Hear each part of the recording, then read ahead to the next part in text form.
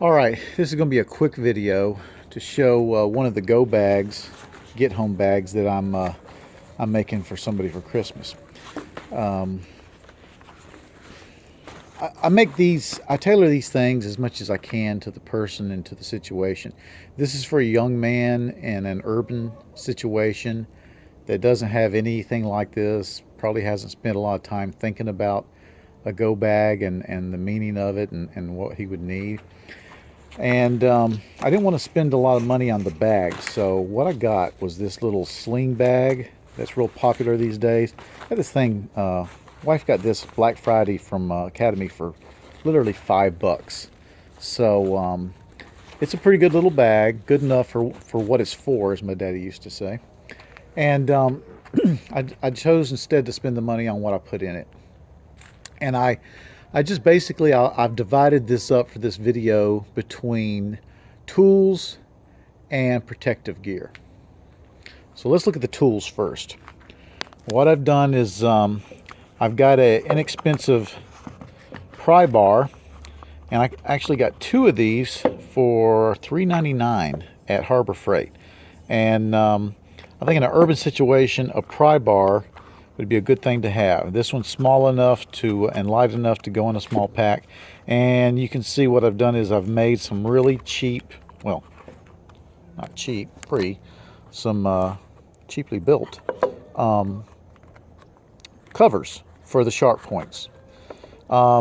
Next, I have two flashlights. I have a regular flashlight, and then I have a small headlight. I really like headlights.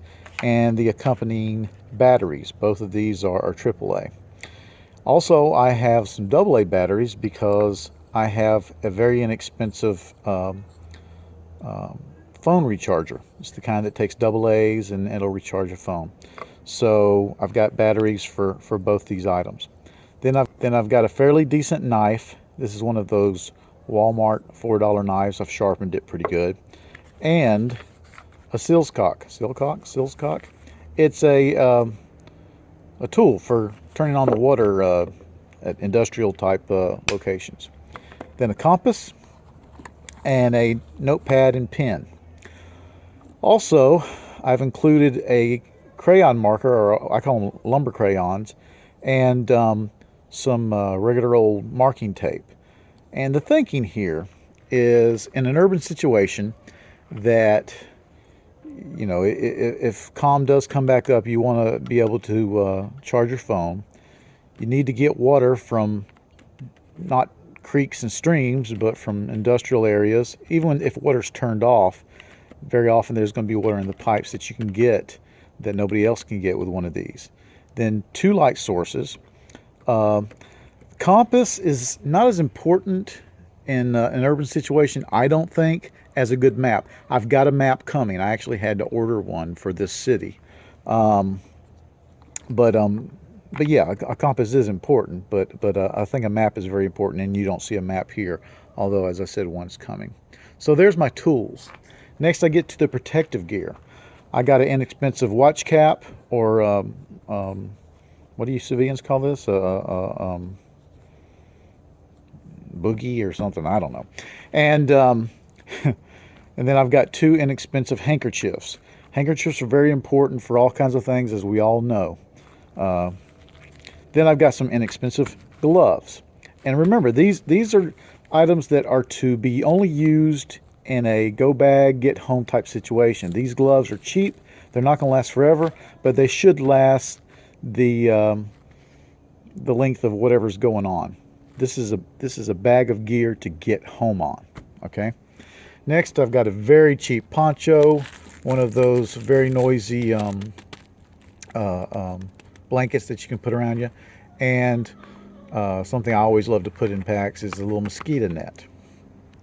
Then I've got a air mask, or a dust mask, and I think it is rated, it's an N95. And then I get into first aid and just some personal gear.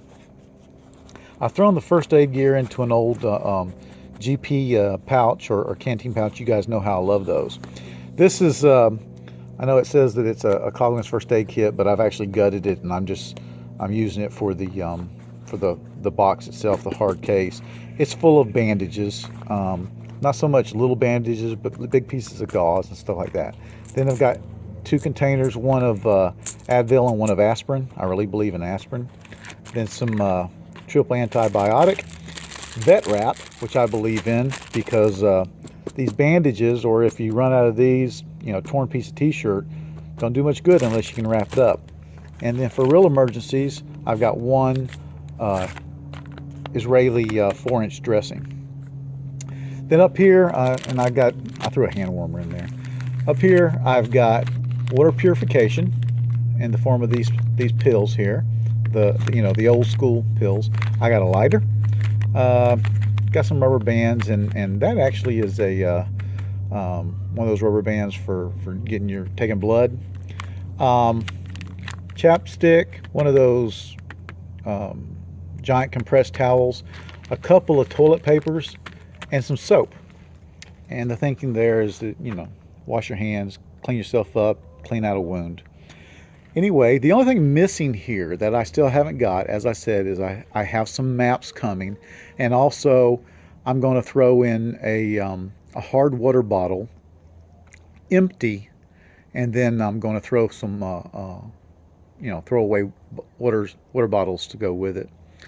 All right, it's freezing to death out here. I think it must be like 40, and I'm from Florida, so that's freezing. But I just wanted to show you this. This is just a small, inexpensive go bag for a friend of the family.